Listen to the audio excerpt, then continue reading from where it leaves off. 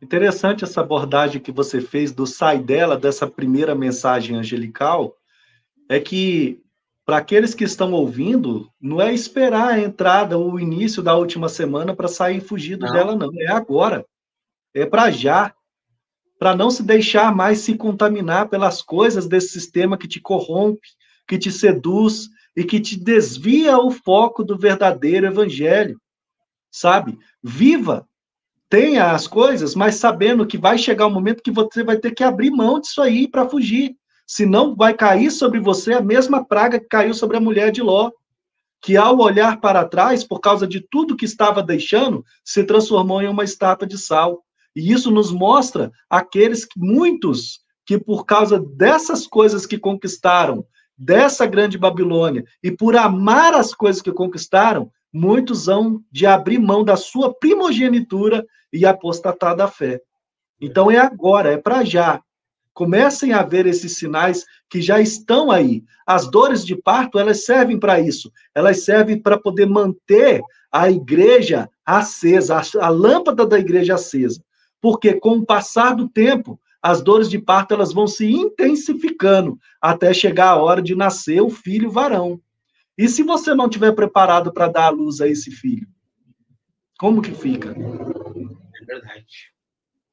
Ô, Ricardo, Amém. Amém. Me deu um insight aqui agora. O pastor Carlos falou sobre a mulher de Ló ter virado estátua de sal, né? No momento que ela olhou para trás. Aí me veio algo assim do Senhor, sabe? O Senhor chamou ela para ser luz do mundo e sal da terra. Mas no momento que ela olha para trás, ela rejeita o chamado de Deus na vida dela. E aí aquilo ali vira um memorial que ela largou tudo, deixou de ser o que deveria ser. Então ali, aquele memorial, estátua de sal, para demonstrar de que o Senhor tinha um plano na vida dela e ela realmente foi tomada pelo sistema. Então, muito interessante isso. Eu só quis deixar compartilhar essa questão.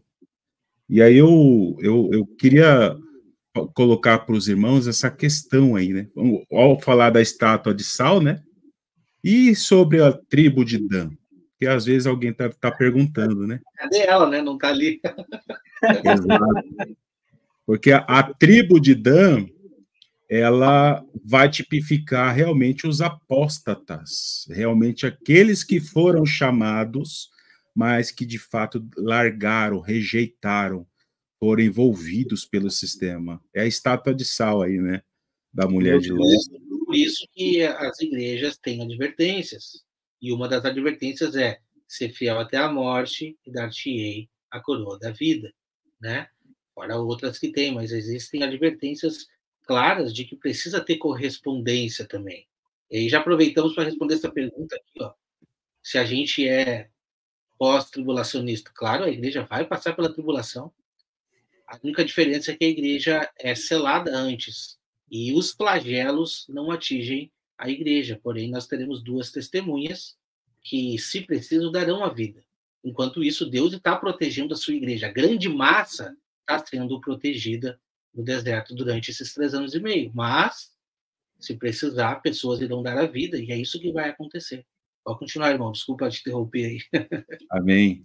E é muito interessante nós associarmos a tribo de Dan para os apóstatas, para aqueles que não foram relacionados nos 144 mil. Por quê? Os 144 mil aponta para os filhos da fé, a igreja posicionada em Cristo Jesus. Então, por isso que Dan vai representar a apostasia. E isso já se encontrava lá na lei, lá em Gênesis capítulo 30, nós temos algo muito interessante. Antes de nascer José, que é a figura de Jesus, de Cristo Jesus, nasce Dan. Dan, a figura da apostasia, os filhos da perdição, os filhos da desobediência, aqueles que vão atentar aos intentos do anticristo.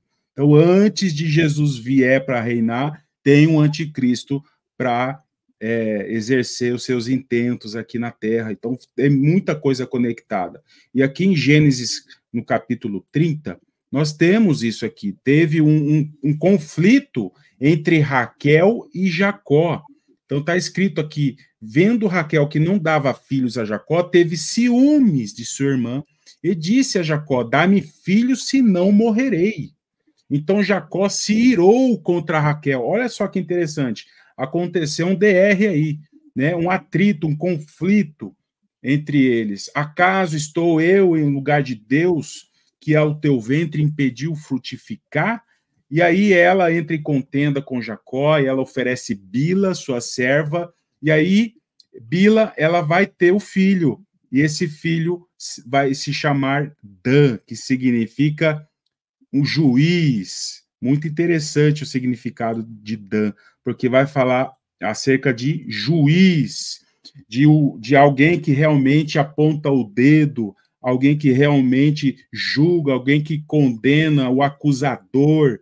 Então, algo muito interessante acerca de Dan desde o seu nascimento, porque foi um fruto de uma contenda, de uma briga entre Raquel e Jacó. E aí nós temos aí a própria palavra de Jacó a respeito de Dan, que ele diz em Gênesis 49, Dan será serpente junto ao caminho, uma víbora junto à vereda, que morde as patas dos cavalos, derrubando para trás o cavaleiro. Ou seja, os apóstatas são aqueles que são contrários, são os inimigos diretos do povo de Deus. Por isso que eles estão junto ao caminho. E quando a gente fala do caminho, a gente lembra do profeta Isaías. Este é o caminho, andai por ele. Quem é que vai anunciar o caminho nos últimos dias? As testemunhas. Então, o Dan vai representar essa apostasia, vai representar os apóstatas, os inimigos diretos